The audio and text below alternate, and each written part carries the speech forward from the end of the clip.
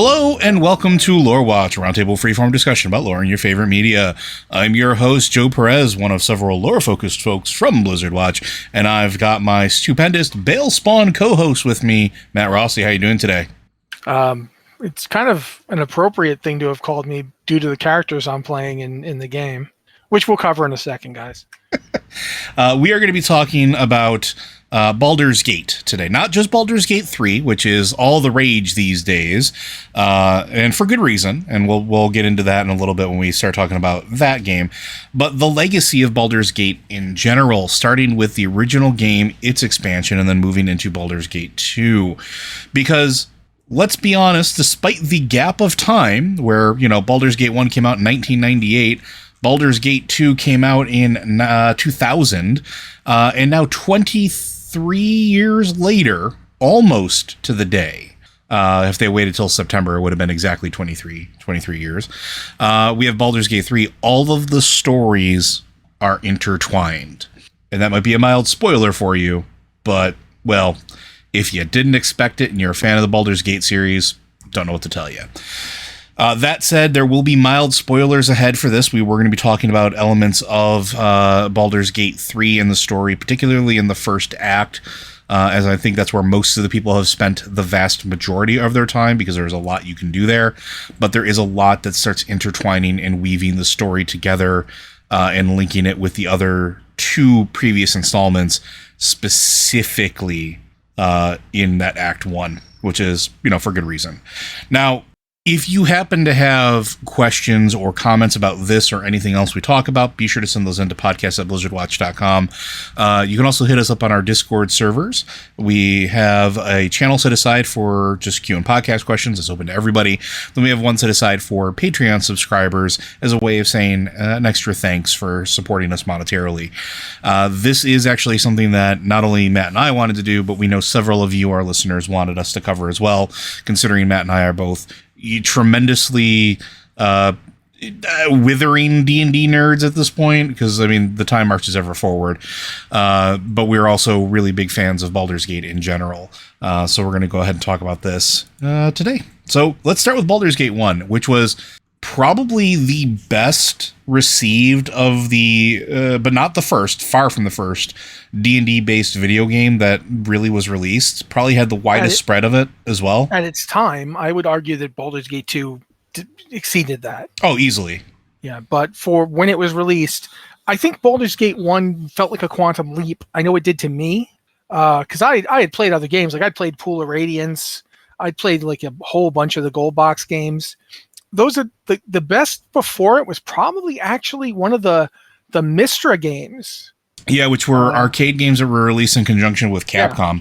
Yeah. And they were not very D&D-ish. They were actually more like some kind of weird combination of the Golden Axe and a side-scrolling beat-em-up. Which I will suggest, if you are interested in sort of the history of the D&D video games, and there's a lot of them.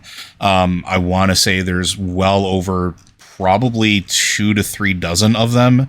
Probably, yeah. There's a lot of D&D video games. But there's a couple of YouTube channels that have done some very deep dives specifically on like the arcade games and Mystara and how that came about, as well as some of the other what we call gold box games, such as Death Keep or Iron and Blood or any of those games.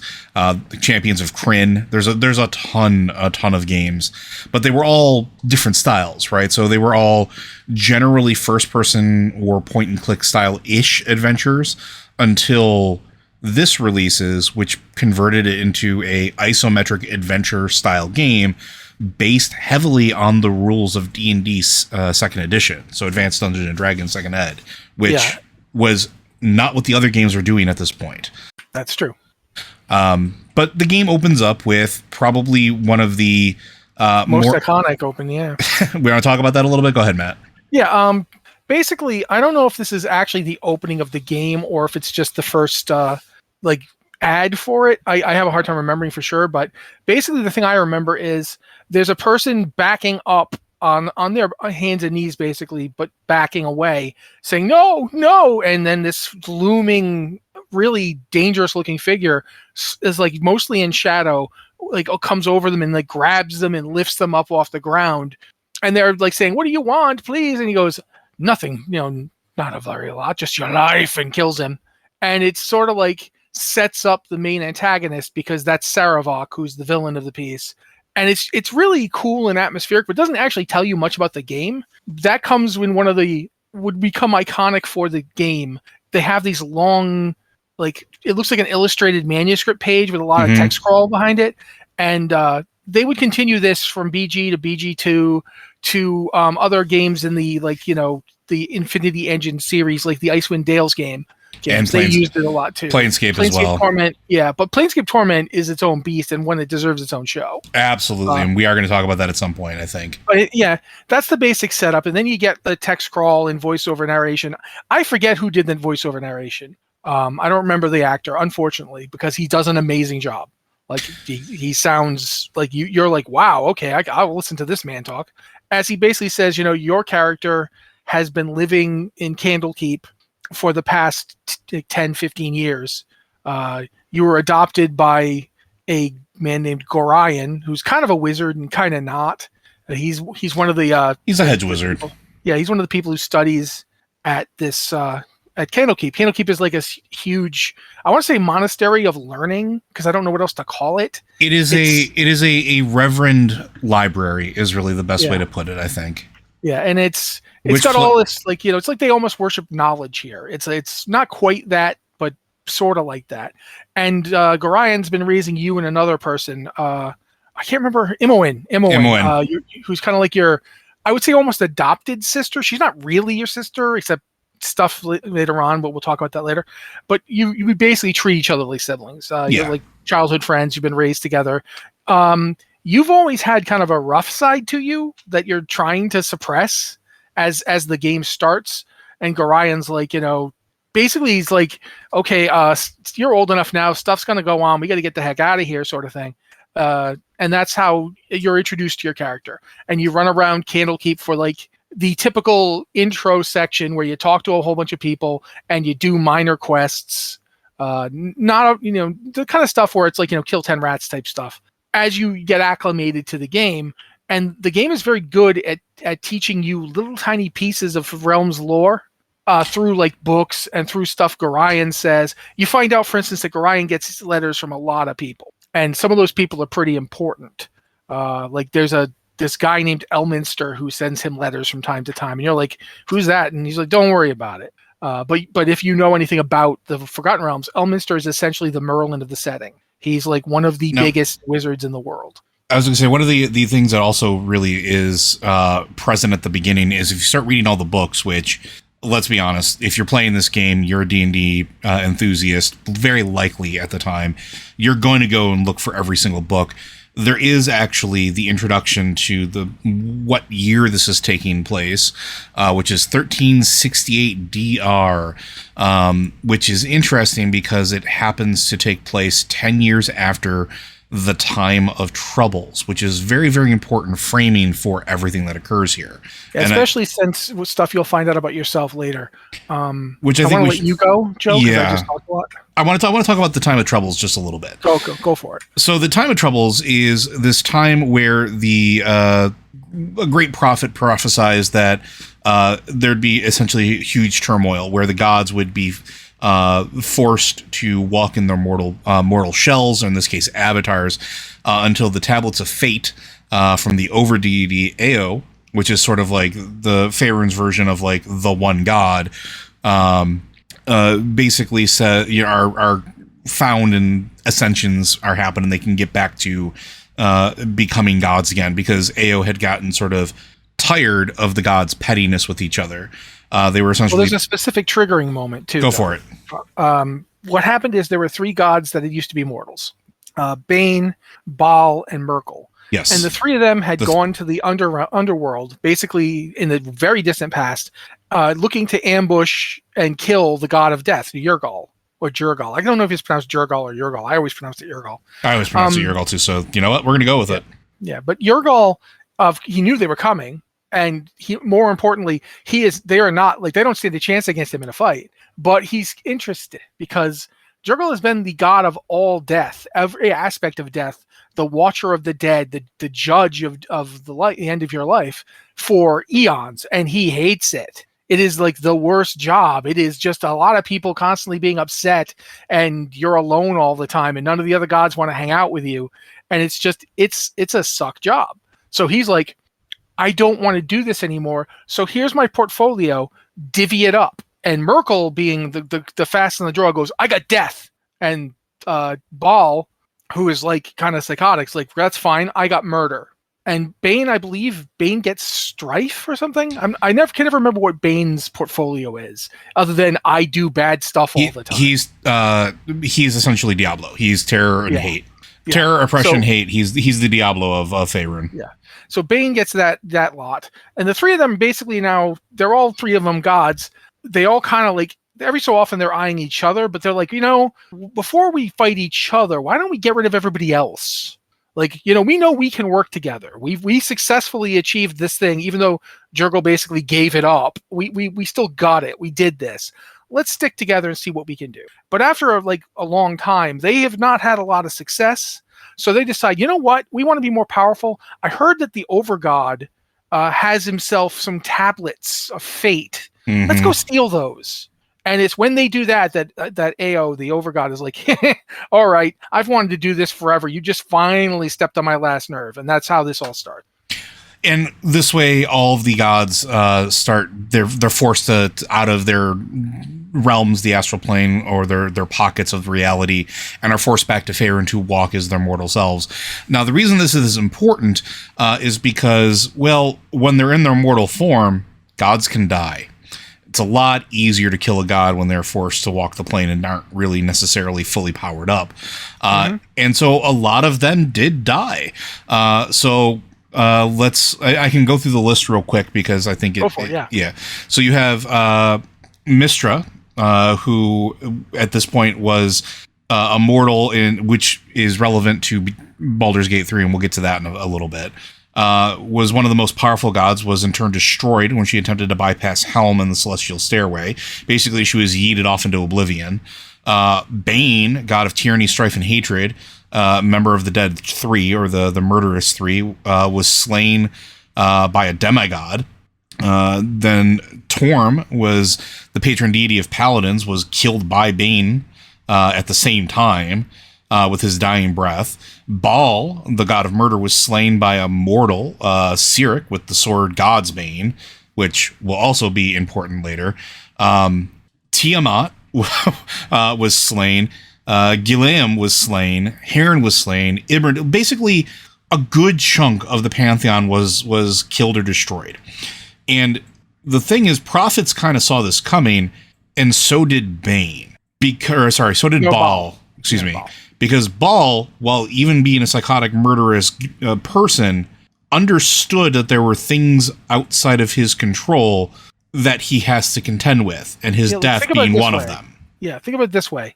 Not all murderers are crazy, bloodthirsty lunatics. Some are cold, calculating, and because they need to murder somebody who's hard to murder. He was the god of all of that. If it's a murder, be it a professional assassination or just bludgeoning someone to death in a rage, Bhaal was the guy. And so that's how he approached what he knew was coming. He didn't know for sure that he was going to die. Now we're not going to go into too much details about how he did this, but the decision was made that he would then go forth before his death and create a failsafe. And create failsafes. And by creating a failsafe, he would have as many children as possible with all of the races of Faerun, as many as he could. These would be referred to as the Bhaalspawn. And the reason that is important is because in, Baldur's Gate 1, you are essentially, you discover throughout your trials and tribulations that the reason you have such a dark edge about you is because you are, in fact, one of those Bhaalspawn. And that's sort of where the game starts you, right? Like figuring out what's going on. This is the world that they're living in. Some gods have been replaced. Some gods have reascended. Magic is in a very weird place in the world because someone else took over the job of Mystra who wasn't Mystra before. And wasn't doing too good of a job of it because they didn't really know what they were doing. So sometimes this is where we start to see the birth of wild magic, because which is a D&D thing. Like at the time, wild magic didn't exist until the Time of Troubles. not in the same capacity. So now here you are. Yeah, and I'm going to let you talk now for anything else you want to go through here, but well, one of the things that happens at this point too, and I think it's important to know about, is that at the end of all of this, when the various gods have died or been replaced, Ao decides to destroy the Tablets of Fate. Mm-hmm. And this causes what's called the Era of Upheaval, which is where all sorts of stuff is undecided and uncertain. Things are working differently. Magic is different. There are new gods in charge of some things. Like there are a bunch of paladins who don't have a god anymore because of Torm. Helm is sort of trying to pick up the slack, but not really successful. The sun god Amanutar, who comes up again in this discussion, essentially comes back from non-existence. Yeah. Like it didn't die. It just, people stopped worshiping it and forgot about it. But through the course of these games, returns and essentially is like an older form of the sun god that had just died in the time of trouble. There's a lot of stuff bouncing around here. So that happens, and then we get to like 1368 DR, as Joe said before, and your character finds out that they're a child of Bhaal, and they also find out that somebody wants to kill them. Because what's happening is all of the children of Bhaal, not all of them, but the ones that are looking to seek his power, learned that essentially in order to get the favor and claim the essence of Bhaal, they basically have to go full Highlander on this. Because they have to go murder their siblings. Because a piece of Bhaal's essence resides in every single one of his children. That was the reason that he had them, that's the plan. How is he going to return? In his head, it's similar to what like the character Ayachu Vizim, whose name I can't pronounce properly, so if that's not his name, I apologize. But he's sort of like Bane's offspring, and when Bane was gone for a while, after the Time of Troubles, he sort of took over the Church of Bane, although not every member of the Church of Bane would worship him. And there's that kind of thing going on with the Bhaalspawn. The Bhaalspawn all essentially, when one of them is left, that one will essentially become Bhaal, or at least that was Bhaal's goal. Yeah, the idea that they would ascend, right? Mm-hmm. But then this is where Sarevok is sort of important, as he is the main antagonist of this storyline, and your half-brother. Sarevok he's a Deathbringer. He's a Bhaalspawn who understands what it is to be the son of the god of murder and wants to become the god of murder himself. Mm-hmm. Where is it? It was said inside the game, if you have the arrogance of a god and can kill like a god, who's to say you are not a god? And this is where Sarevok's whole framing is. Yeah, and he's thinking ahead. He isn't like the stuff that happens in the game. I don't think we want to sit here and try and break down absolutely everything, but essentially he's working like he's got control of a mercenary group. He's got control of a good source of material for weapons, because he's not just planning on killing some people. He's planning on killing a lot of people, because the only way to kill some of the other Bhaalspawn is to have enough of a force that you can go wherever they are and get to them through all the people that, because some of them are like, I have all this power, I'm going to rule X. So Sarevok is making plans to eventually have a force that he can use to kill any of them. Yep. And that's Sarevok wasn't just a thug. No, and I mean, he's the perpetrator behind one of the game's main story arcs, which is there's an iron shortage going on right now inside of in the Sword Coast, and particularly Baldur's Gate. It's affecting things disproportionately there because, surprising nobody, metal is sort of important for things like building and armor and weapons and defense, and everyday things like farming tools. They need that metal. And so there's an iron shortage, which is, being caused by Sarevok and his bandits. And it's the Iron Throne is basically the perpetrator behind the whole mess that got in bed with Sarevok in order to try to get people to buy iron from inflated prices from an old dwarven mine that they found over in the Cloakwood Forest, which this is a common theme in Faerun. There's a lot of old dwarven things that people have forgotten about. Like if you've played D&D and you played the opening in the last recent, however long 5th edition has been off, the Lost Mines of Phandelver are a good example of that. Wave Echo Cave and all that stuff. But you are essentially on your way to sort of interrupt that.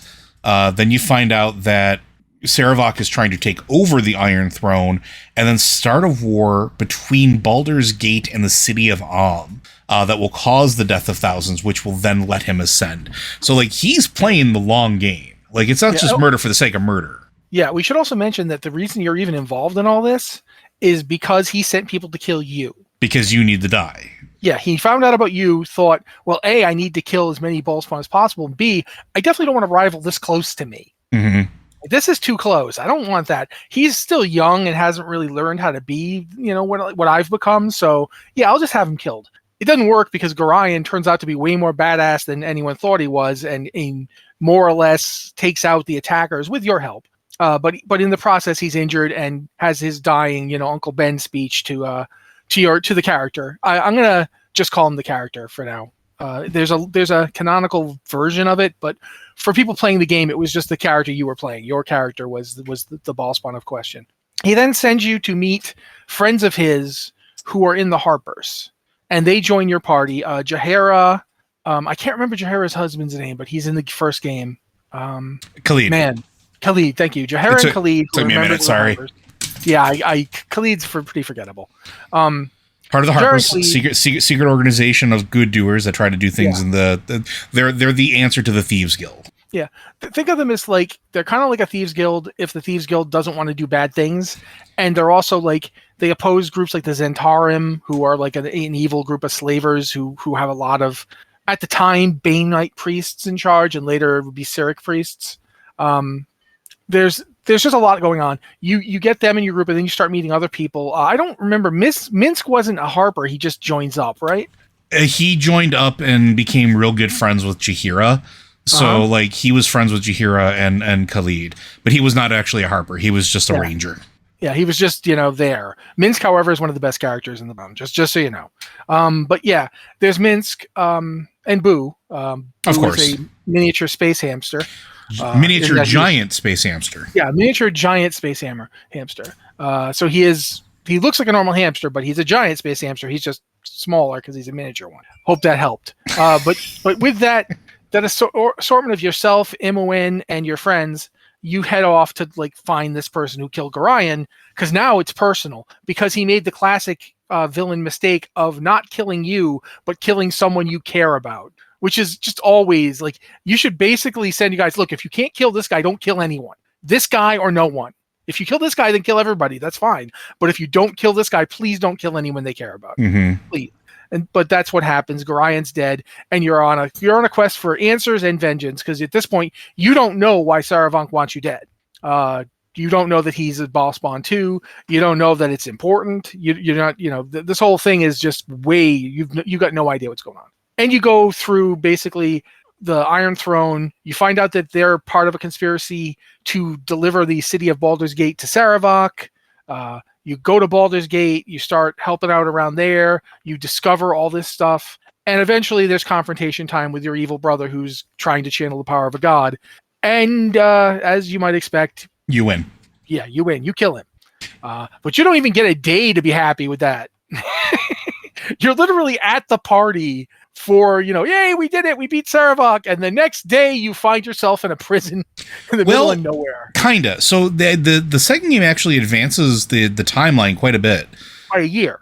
Yes. So it takes place in 59, I believe. But you get kidnapped from the party. Like it says so. You get kidnapped from the party, and you don't see your character again for a year when you go to the next game. Because the DLC, like they didn't call it DLC back then, the expansion for Baldur's Gate 1. Shadows of Am.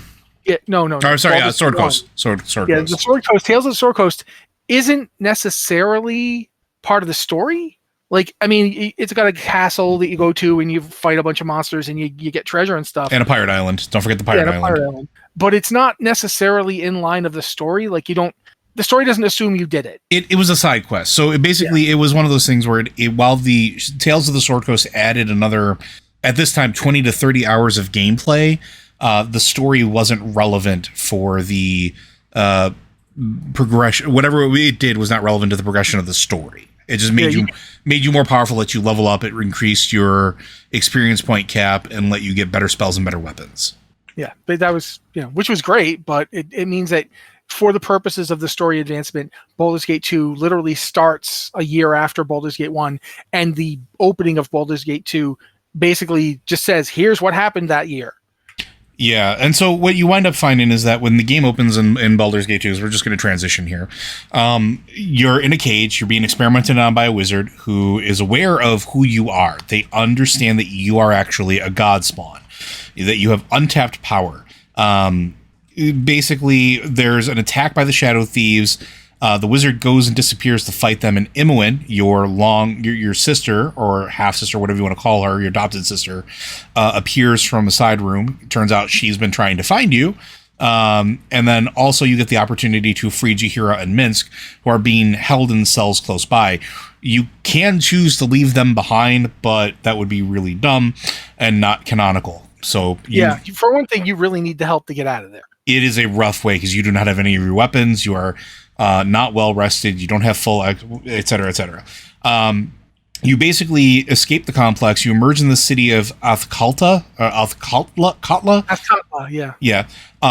And you basically witness a person by the name of John Irenicus, who Magic the Gathering players may actually be aware of now, thanks to his card being one of the most played in Commander, which is the wizard that basically had you being experimented on. He fights off his attackers and destroys a whole bunch of folks around him. Then the Cowled Wizards appear. Now, the Cowled Wizards are sort of important because they're another secret organization. They are there to sort of police magic in general. Remember how we said that Mystra died and there was another one person that took over the mantle of Mystra and wasn't really doing that good of a job of it because they hadn't done it before. They weren't really, you had to figure out how to become a god from scratch. The Cowled Wizards were trying to sort of curb a bunch of this, fighting against the cults, fighting against folks that were essentially Diablerists. Basically anybody trying to do things like, summon greater devils from the nine hells back to the material plane. And so they wind up arresting Irenicus, but also Imoen for unsanctioned use of magic, and they teleport them away. You have to go and get them back, or at least get Imoen back. You have to go raise funds to get somebody. Make an alliance with somebody. Galen Bale, who is. Well, yeah, but you can theoretically betray him and work with another group. Oh, absolutely, you can. Yeah. But like everybody wants money. They want 20,000 gold pieces, which is absolutely insane. It's a lot of money. It's a lot of money for the time that this game was around. And you wind up making your way through and going on wild adventures.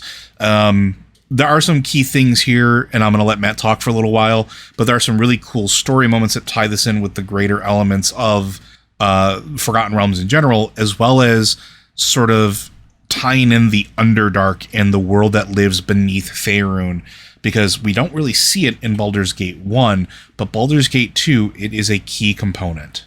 Yeah, Baldur's Gate 2, because it is a game where you start off at, I'd say lower but mid levels, I think around level 7 or 8, and it takes you basically to max level. You can get up to level 20, even higher, I think. Depending on what class you pick, yeah. Yeah, depending on what class you pick.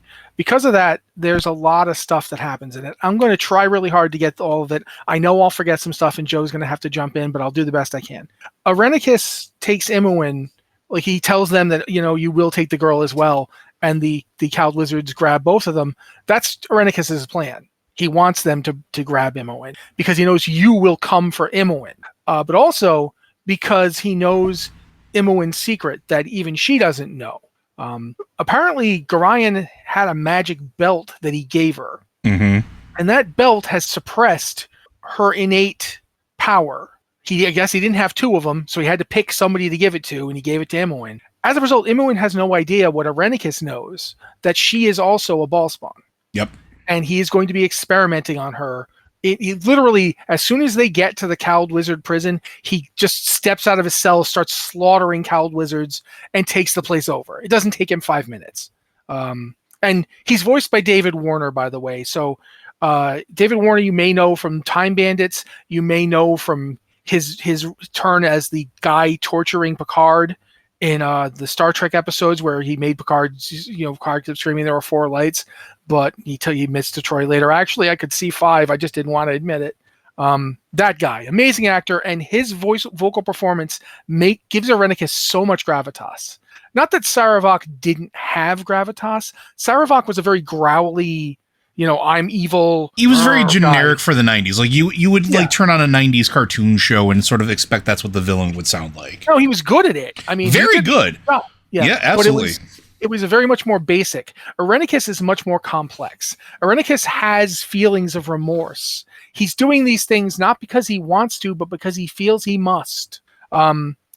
And as a result of all this, one of the things that's happening in Azkatla is there's a group of vampires who are coming in and they're trying to overthrow the Shadow Thief, which is one of the reasons that the Shadow Thieves attacked Irenicus's hideout. Because they were like, wait, this guy's in with these vampires. It turns out that one of the vampire in question who's leading it is called Bodhi, and Bodhi is Irenicus' sister, and that will come up later in terms of why that's important. She's a vampire. He is not. He looks very strange, though. His face is literally stretched tight on his body. Like, literally, there are hooks pulling it back. That's because he is aging much faster than he should be to him, and he's using magic to preserve himself because he had something stolen from him.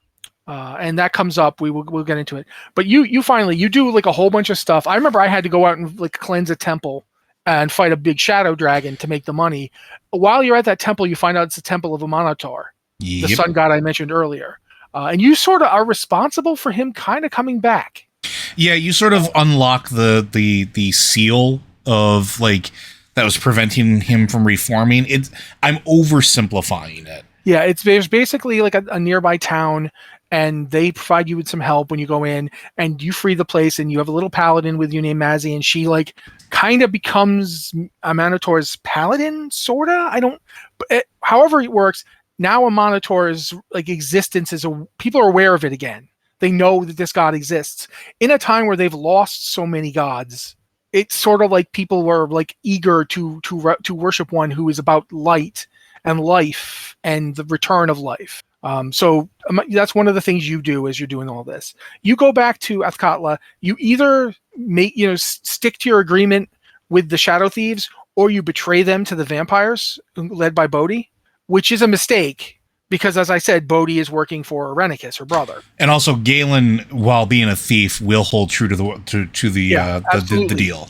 Galen is not. Well, first off, Galen wants help with the vampires. Yep. And as long as you give him that, he's totally, Secondly, he knows you don't have any designs on, being the master thief of Azkatla. You want to save your sister and get the heck out of here. And so he's totally down with working with him. Like, the two of you have common goals. You both hate Irenicus. You both want to stop him. And so he works his influence to get you to Spellhold, which is the place that the Cowled Wizards are leading. Well, the Spellhold is actually really important here, and the reason why is because it is essentially the home for the imprisoned wizards, right? So it's where it's supposed to be warded. It's supposed to be well contained. It's supposed to be like a maximum security prison for wizards. So anything you take there, anything the Cowled Wizards take there is supposed to be well secured. As Matt pointed out earlier, it didn't really work out for them because John Irenicus is exceedingly powerful. Yeah, let me put it to you this way. There are wizards on Faerun who could probably fight Irenicus. None of them are in the Cowled Wizards. You're talking Kelvin Blackstaff. You're talking Crazy Pants and Undermountain. What's his name?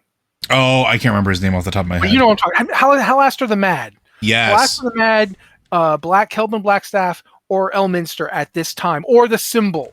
Those four. Any one of them might have been able to do it. The Cowled Wizards don't have any of them. No, they don't have Mordekainen. They don't have Azul Rex. They don't have Tasha's nowhere to be found. Yeah, they don't have anybody who can stand up to Irenicus. Zast Tam maybe could be because he's a Red Wizard of Thay, the leader of the Red Wizards of Thay, which is actually important in Baldur's Gate 2, by the way. Yeah, absolutely. But Sastam, I would actually give it to Irenicus just because he's been around even longer. But yeah, Sastam is a good contender. There are Faerunian wizards of this power level before. We've seen them before. Technically, Vecna's active during this time frame as well. Yeah, but he's originally from Greyhawk, and he's not going to care what Irenicus is doing. Irenicus is not doing anything that would make Vecna upset. Yet. Vecna would be like, go ahead, mess with him. It'll make it easier for me. But yeah, so you get to Spellhold. It is this magical prison. You are fighting your way through it. You're fighting what's remaining of the Cowled Wizards, many of whom are gone. And some of that remain are no longer of sound mind and body. You're also fighting the prisoners. Like there were wizards, a lot of the wizards who were here for good reason. Mm-hmm. They weren't here because, the Cowled Wizards may have jumped the gun on Imoen, but they're not, like, they weren't always wrong. There's a lot of people here who should be stopped. You finally catch up with Irenicus, and he reveals that he wanted you there. In fact, it was his entire plan that you be there, whilst he had access to the incredible magical research areas of Spellhold, so he could finalize what he was doing to you. He needed this. He needed all of this to happen, and he made it happen. The Shadow Thieves finding him, he wanted that. You escaping, he wanted that. Bodhi either getting destroyed by you or tricking you, doesn't matter. Either worked for him. This is like one of the biggest pre-Xanatos gambits. Yeah, because like when you get there, you get inside Spellhold, you get captured by Irenicus, you see that he's taken and has been a plan all along, but it's all to subject you to that ritual, and that ritual is to take your soul.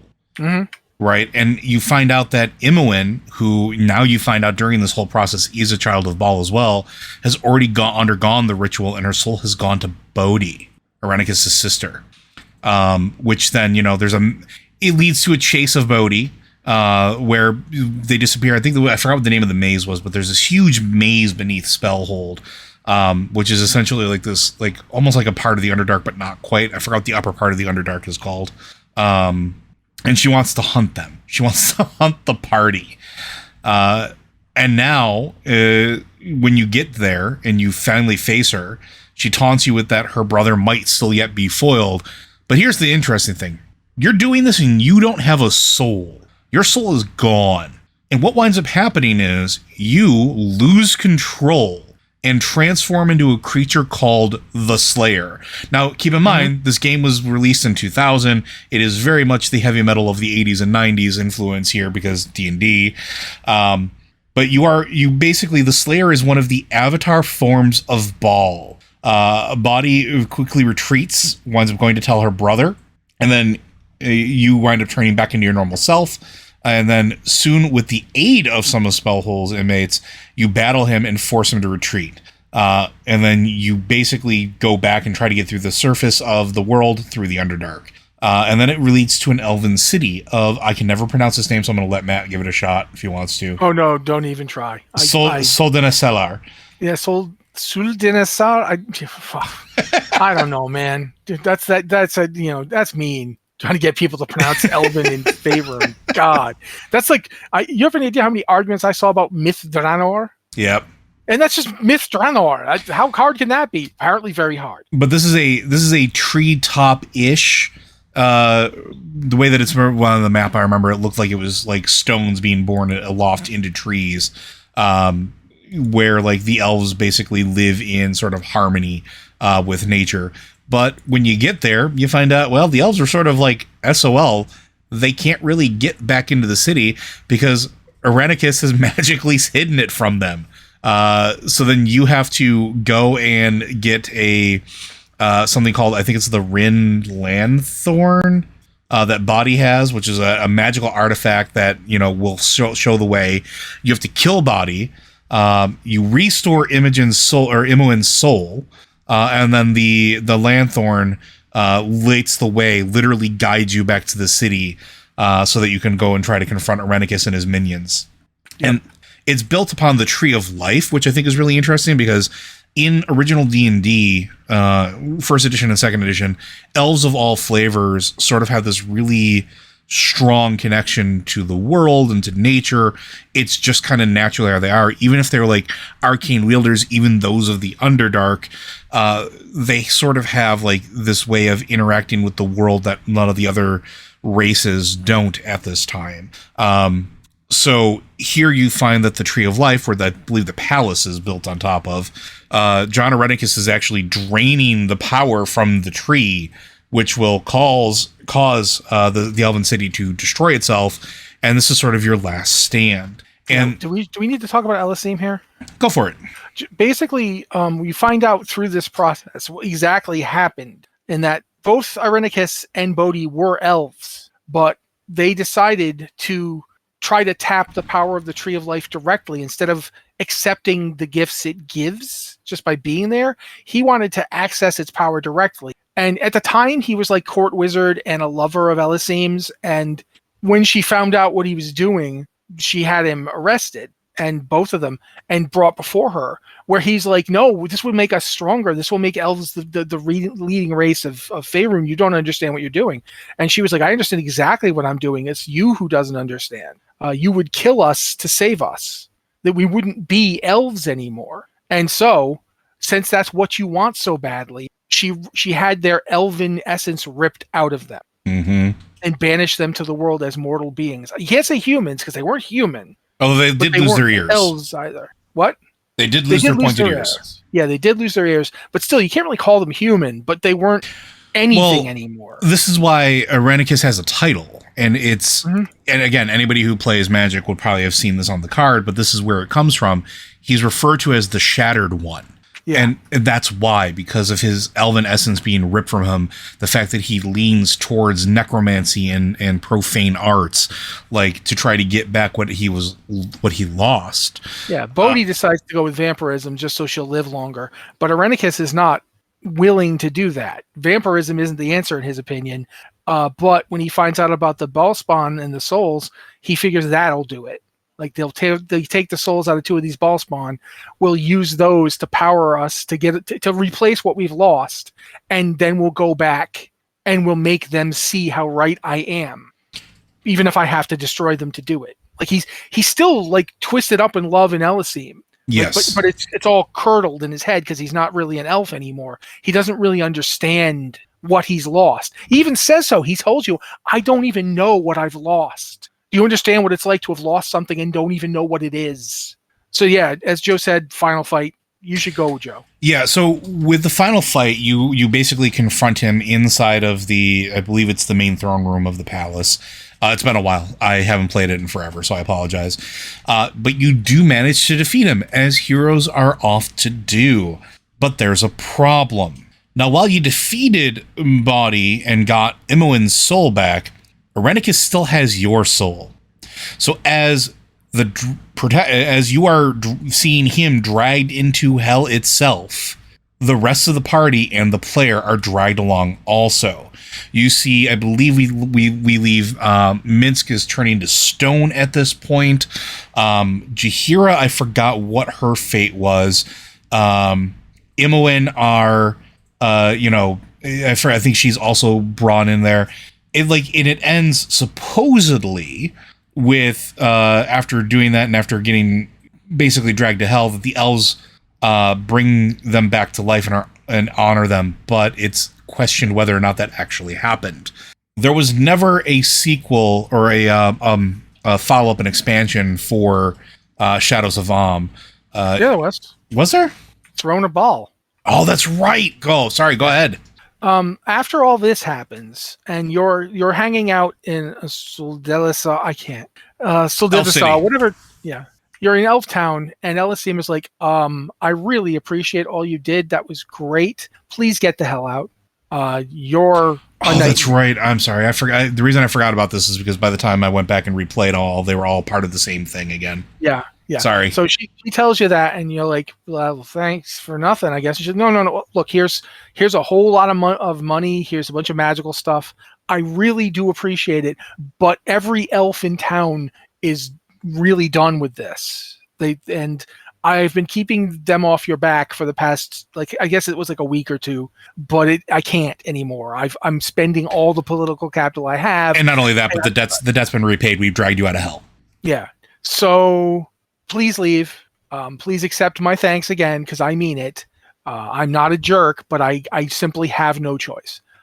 So you go to leave, and you're attacked almost immediately by more assassins. And you're like, seriously, can I leave a place without assassins attacking me? Well, that's because the war has broken out into Tyr amongst the Bhaalspawn at this point, right? That's exactly what has happened. Tethir, which is I believe pretty close to is the nation to the south of Baldur's Gate and the Sword Coast area, and I believe Tethir is like over one. And coincidentally, this is one of Ed Greenwood's favored creations, by the way. Yeah. Tethir is currently being divided, but I think is it 4 or 5 Bhaalspawn? I can't remember how many. There are 5 of them. There are the 5 siblings. Yeah. There's these 5 siblings who are like, technically you're all siblings, but these 5 apparently found each other and were like, if we kill every other Bhaalspawn, then maybe there'll be enough divine essence for all of us to ascend. And if not, we can always kill each other after. And none of them are like, they're all got their plans and plots against each other, but they're working together pretty well here. And they think they can take anybody. So when they hear you're around, they decide, yeah, we'll just kill that guy so he's not a problem. You know what? Yeah. Go ahead. I remember this is where Jim Cummings did a bunch of the voices. Oh yeah. Okay. Yeah.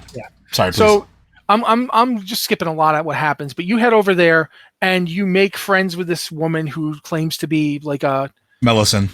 Yeah, Melisande. She claims to be on your side and wanting to fight the Bhaalspawn, and she's kind of right, but we'll get into that later.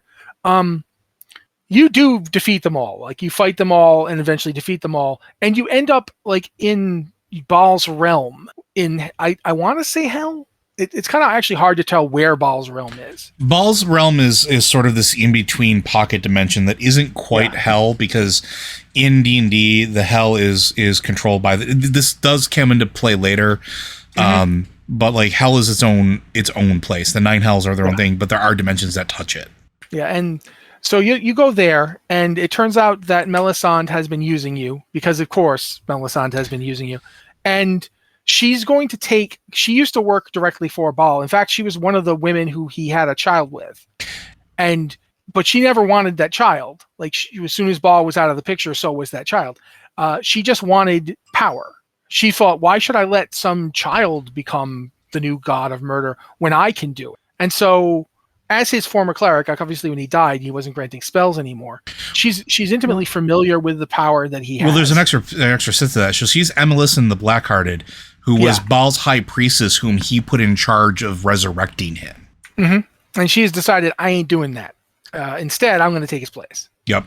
So you go there. She's got all the power from all those Bhaalspawn you killed. You got to fight her. There's a thing. I can't remember exactly how you get her. She has a protection thing and you have to get around it. I don't remember exactly how you do it. It turns out one of the things that's revealed is when Irenicus had your soul, he just had your human soul. Mm-hmm. He didn't have he was using the human soul to bridge to the power of Bhaal, but he didn't have it in him. It was in you the whole time. This is why you could turn into the Avatar. Yeah, that's why you could turn into the Slayer. But the process, when Irenicus did, broke you in pieces. And so you have to relearn you have to basically fuse yourself back together into a full, complete Bhaalspawn. And guess who helps you do it? Saravak. Mm-hmm. You actually bring Saravak back from the dead because his spirit, like all the other Bhaalspawn spirits, is here in Bhaal's thing, because it ended up there when he died. And so I don't love that there's a reference to this in Baldur's Gate 3. Yeah. You bring Saravak back, and he's like, I don't have the Bhaalspawn essence anymore. And you're like, yeah, but you can still fight. And right now I need someone to fight for me. And he goes, you seriously going to trust me? And you go, what? Why not? What do you want her to become the god of murder? And Saravak's like, absolutely not. You're right. Let's go. So you and Saravak, as two, sons of Bhaal, saddle up and go into combat. And eventually you do beat her. You beat Emrys. And people want to say Melisande, not Emrys, but you beat her. But then you're put in a really weird position. Imoen has absolutely no desire to be the Lord of Murder or any of that crap. You get three choices here. This is one of the first times. Like, straight up, Imoen turns to you and goes, "This is your deal. I am perfectly happy just being Imoen the thief and occasional wizard. You go. You decide." By the way, Imoen. I should also put it out that Imoen was the original architect for the archetype for the arcane trickster that you see in later versions of D&D. Yep, that's exactly what Imoen is. You're now you're in a position where you're given the 3 choices, as Joe says. Do you want to do it? Or so the 3 choices are: you can choose to go back to your mortal life, destroying the throne of Bhaal. You can choose to ascend, and then when you choose to ascend, you have a split choice. You can become the god of murder, or you become a deity dedicated to good and righteousness. Because this is the other thing that is interesting, and it sort of frames it in an interesting light. There is such a thing as like righteous death, right? Like there is this side of the coin where sometimes you have to do something bad for a good outcome. I'm oversimplifying it, obviously, but like in this particular case, you just murdered all the Bhaalspawn. You just murdered the high priestess of Baal. You've done a bunch of good, but it required you murdering to get there. And so you can choose any of these outcomes.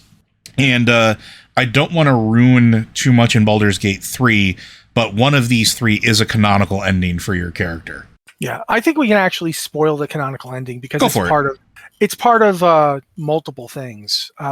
Basically, as Joe would probably have pointed out already, I think you've already mentioned this. Baldur's Gate 3 is like close to 100 years after the other two Baldur's Gate games. I think it's actually more like 120 years. The Second Sundering is in 1482. I think Descent from Avernus is in 1493.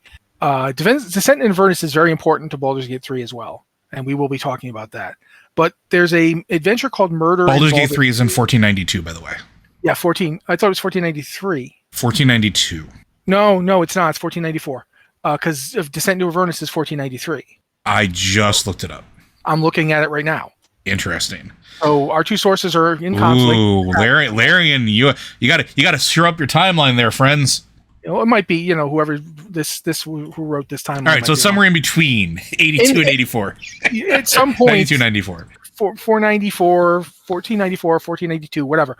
The important thing is that Murders in Baldur's Gate takes place like 10 years before this. And in the year 1482, the 150-year-old Grand Duke of Baldur's Gate gets murdered. Mm-hmm. The reason this is important is he is the canonical Bhaalspawn hero of the Baldur's Gate 1 and 2 video games. Yes. And his death triggers the resurrection of Bhaal. When he dies, Bhaal is reborn. So canonically, he chose to not become a god. He chose to return to his mortal life, but his mortal life lasted at least 150 years because he was still superior to your average human due to his divine blood. He could probably keep going. He probably could have gone for much longer than that. If he hadn't been murdered, yeah. Yep. But yeah, he was murdered. At the time he was murdered, he wasn't just Grand Duke. He was also head of the Firelights. Yes. Yeah, he was head of the Firelights Guild, which is like it's like a mercenary group that became the honor guard of Baldur's Gate following the events of Baldur's Gate 1. They were the ones who helped stop the Iron Throne. They were the ones who took on the role of securing Baldur's Gate. So when he returned to his life, Adrian, that's the name of the character in the canon. Abdel Adrian became Grand Duke and ruled Baldur's Gate for like 100 and something years. In that time, bringing it great prosperity. With his death, all sorts of stuff starts happening, including the return of Bhaal. Bhaal is supposedly resurrected. And as a result of that, we get Descent into Avernus, where the neighboring city of El Turel ends up going to hell. And one of the people from El Turel goes to Baldur's Gate and starts that process. Do you want to talk about Descent into Avernus? No, go for it. Okay. Basically, the city of El Turel has an overseer. I can never remember his bloody name. He's a jerk. But he makes a deal with someone he doesn't understand is an archdevil. He doesn't understand it when he makes the deal. Yeah, the archdevil Zariel, right? Yeah. Zariel was originally an angel. Yes. And Zariel came to El Turel in the past and said, I want to start a crusade because the blood war is happening and we've got to stop it. We need people to join my forces and come with me to the first level of hell, Avernus, where we will stop the blood war. We will fight and destroy these demons and devils, and we'll end the war, which will end all the suffering that the war is inflicting throughout the cosmos. And the people of El Turel bought it. I mean, Zariel meant it at the time. Zariel was a very powerful angel, and they were like, yeah, all right, we'll do it. But they didn't succeed. And as a result, many of the people who went with her, who were called Hell Riders because they were riding with Zariel to destroy hell, got trapped down there. Some escaped, but they had to desert. They literally deserted Zariel in the Hells to escape back to Faerun and Elturel. They thought Zariel was destroyed, but Asmodeus, when he finally had Zariel in front of him, said, I get you. Yeah, you just wanted all this chaos to end. I hate chaos. I totally get you. But it's not us you have to be upset with. It's the demons. They're the ones who want this war. We don't want war. We want orderly and controlled. Orderly and controlled isn't war. War is chaos and madness. Yeah, to keep in mind, like, it is a perfect personification of what devils are, because in D&D they tend to be lawful evil. Yeah. Asmodeus was both persuasive and he didn't lie. He didn't have to. He knew Zariel was angry at the other angels for not joining her. She knew she was angry at the Hell Riders that had left her to be destroyed. They abandoned her. She was angry at Elturel for being the place that they were from. The only ones she still liked were the Hell Riders who were also there with her being judged. And so Asmodeus was like, why don't you and I make a deal? Because of what you guys have been doing, Avernus doesn't have a leader.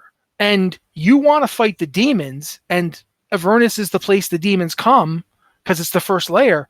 Why don't I give you Avernus? All you got to do is, become one of my devils. Is that so bad? Really? Really? I mean, come on. You attacked my people. I would be totally justified in destroying you, right? But no, we can totally help each other. Yeah, she's not even just a devil. She's an archdevil. Yeah, he made her the archdevil ruler of Avernus. The Archduchess of Avernus. Yeah. Yep. And so, as a result of that, she now had enormous power, more so than she ever had as an angel, because now she's literally the ruler of a layer of hell. In that guise, as Joe pointed out, the Archduchess of Avernus, she makes the pact with the overseer of Elturel. And in that pact, there's this glowing globe thing that appears. Everyone in Elturel is terrified of it. She makes the pact with him and gets rid of it because she's the one who put it there in the first place. Mm-hmm. And so he thinks, yeah, I did good. I saved the city. All I had to do was make this deal. And then she comes in and goes, by the way, that deal's coming due right now, and I'm taking the city. All of it. Everyone in it. I'm taking it all to hell. He gets out in time instead of warning anybody because he's like, yeah, okay, I'm just going to go tell everyone, and books out. She takes the city, takes it straight to hell, and now she sets her sights on Baldur's Gate because the new Grand Duke, the one who replaced Abdel Adrian, it was in Elturel. Mm-hmm. He was called there as part of a diplomatic meeting to come up with a trade deal. He didn't want to go, but one of his counselors who was in league with the overseer convinced him he should, and so he ends up going to hell with everybody in Elturel while they start trying to take over Baldur's Gate. That's the opening to Descent of Avernus. The reason it's important is partially because of the Blood War, because the Blood War is what the people of Elturel get stuck in. They are forced to fight in Zariel's armies, especially tieflings, but anybody in Elturel. And you start to see this. So the reason we bring this up, and the reason that we talk about Descent of Avernus, because it is important, is that all three of these events, and we're going to call them events, whether it was the Bhaalspawn War, the Time of Troubles, and the Blood War, and the Descent of Avernus, excuse me, everything feeds into where you start in Baldur's Gate 3. So most people think that it's going to start with this war between the Nautiloid and the Mind Flayers and whatever's happening there. The problem is that's such a small portion of it, and if you pay attention early, the game lays it out for you right at the beginning. When you look at what's going on, if you have a character that maybe can speak Infernal, you hear things being said by these devils that are on the Nautiloid fighting the Illithid. You hear all these comments when you start going into Faerun properly and start digging around. You can find in the first 10 minutes of the game, you can make your way to Forgotten Ruins. And in the Forgotten Ruins, you're going to find two things. You're going to find an animated corpse named Withers, who's going to be with you forever. And you're also going to find a mural of the Dead 3 and tons of books of prophecy and tons of books that may or may not be referencing what happened in Baldur's Gate 1 and in Baldur's Gate 2. looks more like a study and a temple than anything else. Conveniently enough, possibly something you may have visited in a previous game. And it starts laying the groundwork that there is something more deep going on than just trying to get a slug out of your head.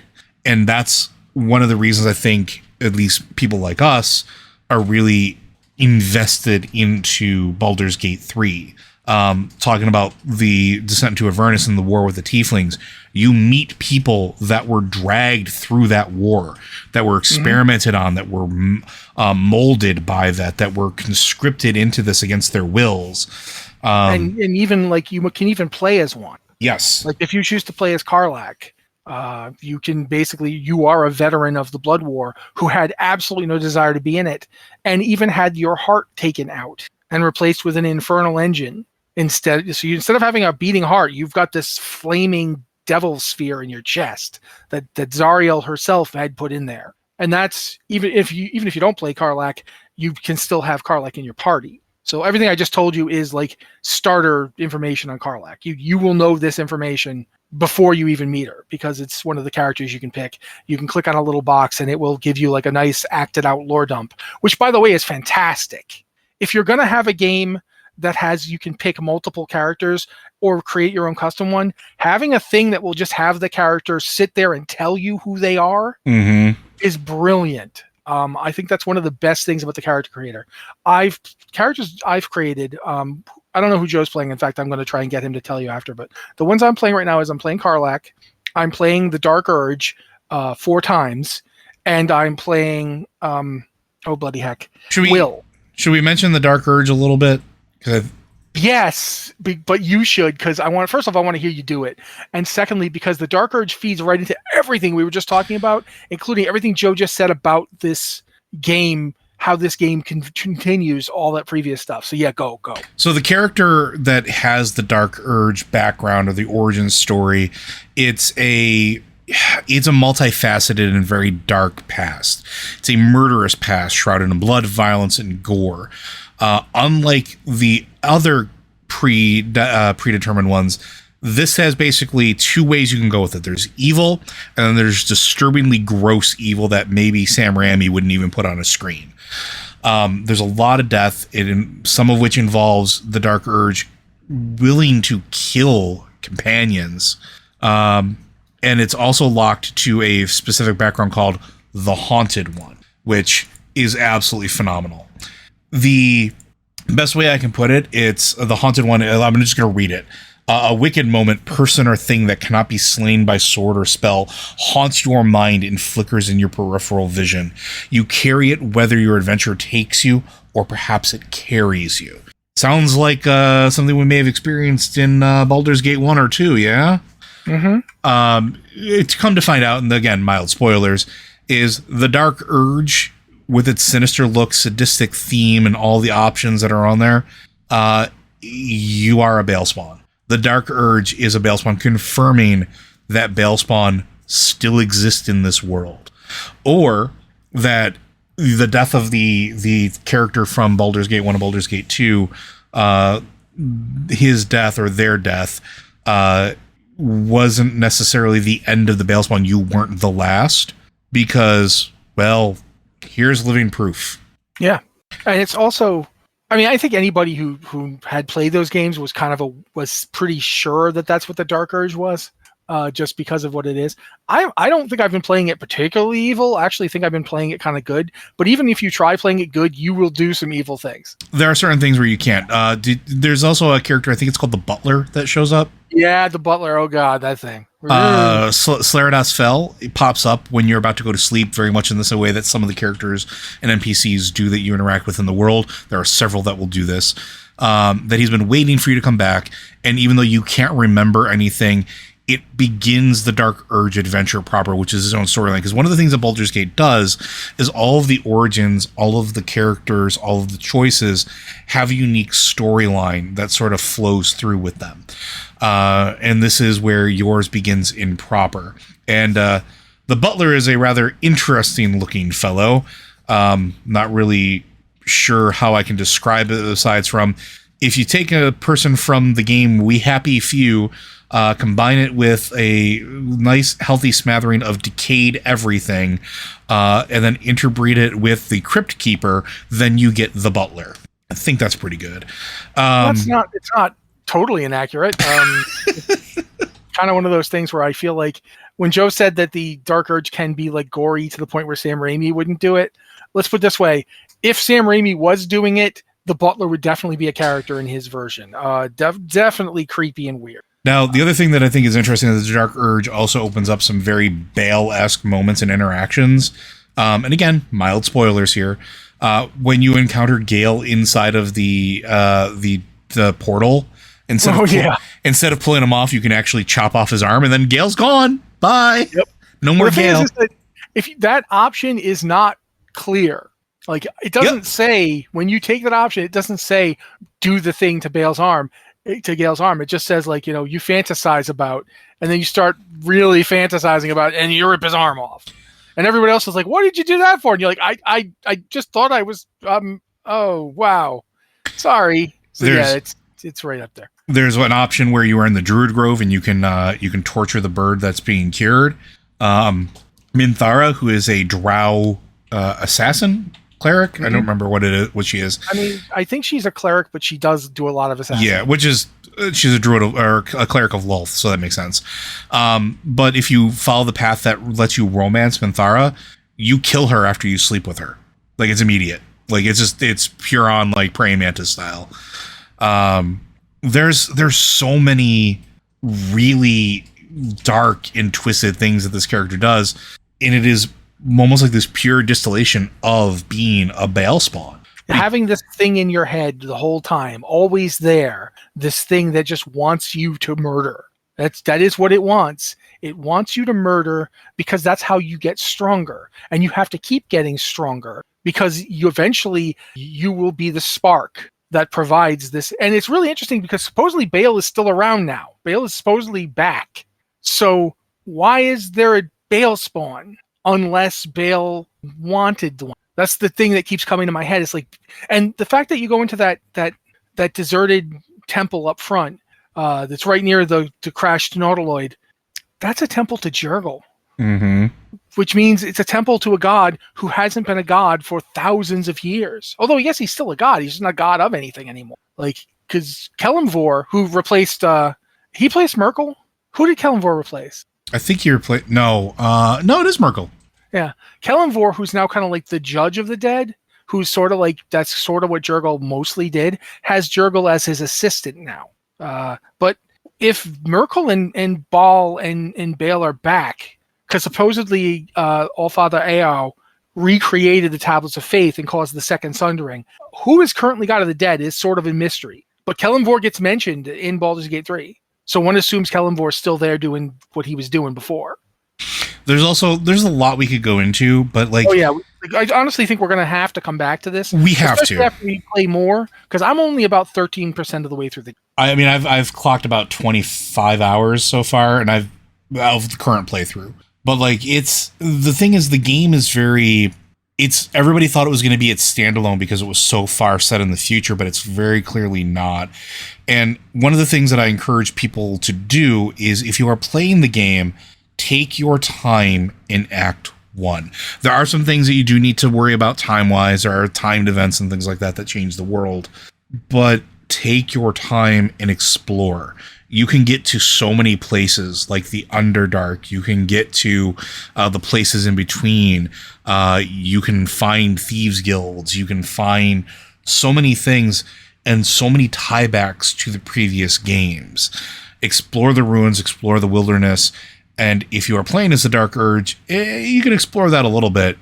And I don't want to comes through in later parts of it. In Act 3, it really comes to like a head, and it's amazing. But all that said, I think that's going to do it for today, unless there's anything else you want to add, Matt. I mean, there's a lot I would like to add, but I really do think we have to stop at some point, and we're already over an hour. So we do. But Blizzard Watch is made possible due to the generous contributions at patreon.com/BlizzardWatch. Your continued support means that this podcast site and community is able to thrive and grow. Blizzard Watch supporters enjoy exclusive benefits like early access to the podcast, a better chance at having your question answered on our podcast or the queue, and an ads-free site experience. Again, if you have questions for the show, be sure to send those into podcast@blizzardwatch.com, or you hit us up on one of our Discord channels. You can hit us up on our Q and Podcast Questions channel, and if you're a Patreon subscriber, you can hit us up in the Patreon-only channel, where we do tend to look first. It can be questions about this, it can be questions about anything that is lore-related, and we will try to theme them together and group them up. We do appreciate all the continued support as we continue to produce this podcast, and coming up on yet another milestone where we're going to be hitting our 300 soonish.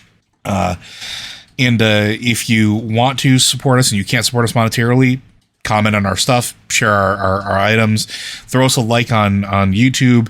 All that stuff does help. It sounds cheesy, but it really, really does. Yep, absolutely. But with that, folks. Hold on. Oh. Who are you playing? You did not tell them. I am playing Tav. I have my own character. And my party... Is it the Dark Urge or just the custom? Just the custom. And the reason I'm doing that is because I want to be a blank canvas and experience the NPC stories all around. Because you can find all of the characters that you can start as your character as NPCs in the world. All of them, and then some. There are hidden companions in the game. So that's what I'm doing right now, because I'm very interested, because Shadowheart is really interesting to me because it focuses on Shar, and I'm really curious about that. Yeah, you don't hear a lot about Shar as someone you get that kind of experience with. But yeah, I just wanted to make sure that they got that from you. Oh, of course. I actually, to be honest, I was curious. But yeah, with that, folks, we'll see you next week.